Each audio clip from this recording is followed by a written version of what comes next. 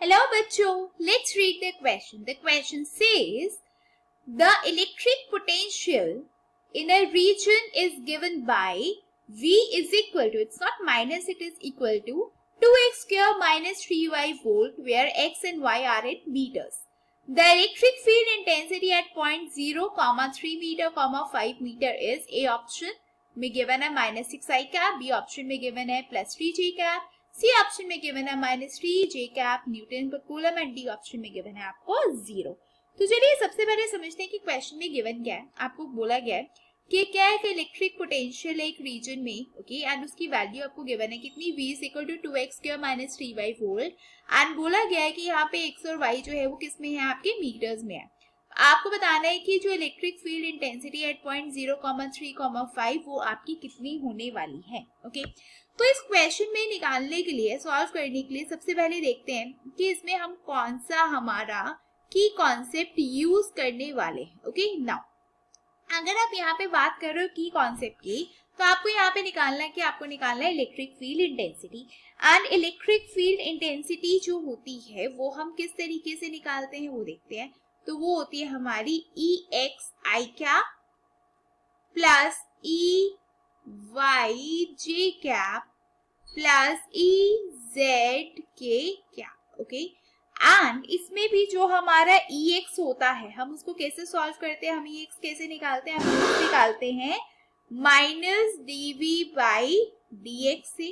Okay and अगर हम बात करें यहाँ पे EY की तो EY हम कैसे निकालते हैं माइनस dV/dy से एंड अगर यहाँ पे बात करें EZ की तो EZ हम कैसे सॉल्व करते हैं माइनस dV/dz से। ओके ना ये तो हो गया किसकी, ये तो हो गई हमारी यहाँ पे की कॉन्सेप्ट की बात। मतलब इस तरीके से हम electric field intensity at point 0, 3, 5 पे हम फाइंड आउट करने वाले हैं। ओके नाउ अब मूव ऑन करते हैं कि हमें क्वेश्चन में गिवन क्या है। तो आप देखोगे यहाँ पे हमें क्वेश्चन में गिवन है V की वैल्यू कितनी 2x स्क्वायर माइनस 3y।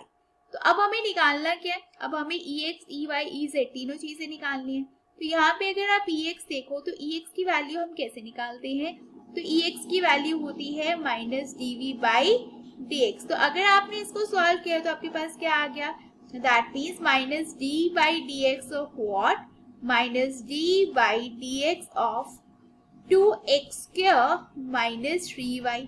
तो दैट मीन्स अगर आप यहाँ 2x स्क्वायर का डिफरेंशिएशन कर रहे हो तो ये कितना आ जाएगा आपके पास यहाँ पे, हाँ तो कितना आ जाएगा आपके पास यहाँ पे, that is your what, that is your minus 4x। ये क्या आ गया आपके पास, ये आ गई आपके पास EX की वैल्यू राइट।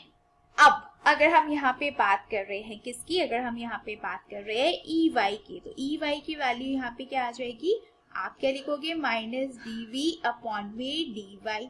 तो अगर आपने ऐसे लिखा तो आप क्या लिख सकते हो माइनस dV/dy ऑफ V की वैल्यू क्या गिवन है आपको यहाँ पे, that is 2x square minus 3y। तो आप यहाँ देखोगे कितना माइनस, तो ऑलरेडी पहले ही माइनस 3y का डिफरेंशिएशन कितना हो गया -3। तो आप देखोगे इसकी वैल्यू क्या आ गई आपके पास 3। अगर आप यहाँ से EZ की वैल्यू फाइंड आउट करना चाहोगे तो EZ की वैल्यू क्या होती है माइनस dy/dz। तो यहाँ पे अगेन हम किसकी वैल्यू पुट करेंगे, अगेन हम यहाँ पे पुट करेंगे V की वैल्यू जो कि क्या है हमारी 2x क्या माइनस 3y। सॉल्व किया तो Z तो कुछ है नहीं तो कितना आ गया आपके पास 0। तो अगर हम बात करें किसकी, एट पॉइंट, कौन सा पॉइंट गिवन है हमें क्वेश्चन में गिवन है एट पॉइंट 0, 3, 5। तो आपके पास यहाँ पे जो E की वैल्यू है वो कितनी आ गई आपके पास, that is your EX right, EXI cap plus EYJ cap plus EZK cap जो कि हमने ऑलरेडी हमारे की कॉन्सेप्ट में देखा था। अब देखो EX की वैल्यू यहाँ पे कितनी है, EX की वैल्यू आपके पास माइनस 4x, लेकिन किस पॉइंट पे देखना है हमें, 0 पे देखना है। तो कितनी वैल्यू आ गई 0 प्लस EY की वैल्यू देखो, EY की वैल्यू कितनी है 3, इसके साथ कुछ है नहीं आपने क्या लिख लिया 3j कैप प्लस EZ की वैल्यू क्या है 0। तो यहाँ से आप देखोगे आपके पास वैल्यू क्या आ गई 3j कैप एंड इसकी यूनिट की बात करें तो वो क्या हो जाएगा आपके पास न्यूटन पर कूलम। तो यहाँ से हमें फाइनली मिल गया हमारा आंसर। हमें निकालना क्या था, इलेक्ट्रिक फील्ड इंटेंसिटी निकालनी थी इस पर्टिकुलर पॉइंट पे। एंड इलेक्ट्रिक फील्ड इंटेंसिटी हमारे पास कितनी आ चुकी है, वो आ चुकी है हमारे पास 3J कैप न्यूटन्स पर कूलम।